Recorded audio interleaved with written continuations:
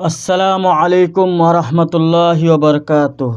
Class 11 में आपका स्वागत है। क्लास 11 यानी 11।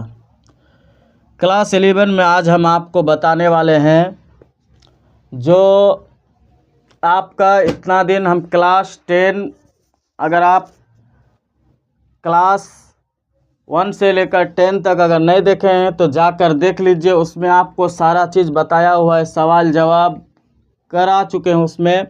उसमें आपको वर्ड मीनिंग भी बता चुके हैं, आपको क्वेश्चन आंसर हम करा चुके हैं उसमें।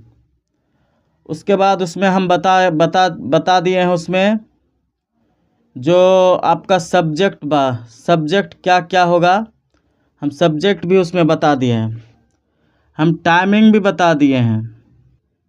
अगर आप वो वीडियो नहीं देखे हैं तो प्लीज़ जाके वो वीडियो आप 1 से लेकर 10 तक इम्पोर्टेंट जानकारी 1, इम्पोर्टेंट जानकारी 2, इसमें आप जाइएगा।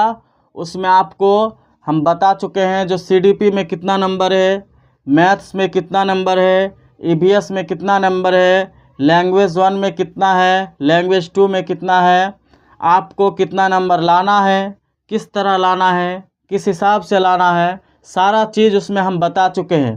इसलिए ज़्यादा बताने की कोई ज़रूरी नहीं है, हम बता चुके हैं। उसमें हम डिस्कशन नहीं करेंगे।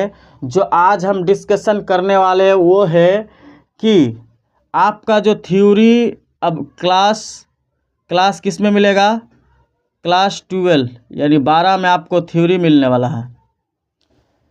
क्लास 12 में आपको जो उर्दू का थ्योरी होता है, प्याजे साहब है, वाइगोस्की है, जो थ्योरी दिए हैं, बच्चा किस हिसाब से चलेगा, बच्चा माँ के पेट से जब पैदा होता है, इस दुनिया में आता है, तो वो कितना दिन घर में रहेगा, उसके बाद फिर स्कूल जाएगा तो स्कूल क्या लेके जाएगा, नहीं जाएगा, सारा चीज़ हम बताने वाले हैं।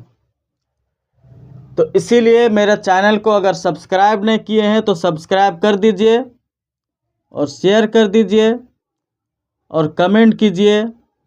आपको अगर थ्योरी चाहिए तो एक बार प्लीज़ कमेंट कर दीजिए।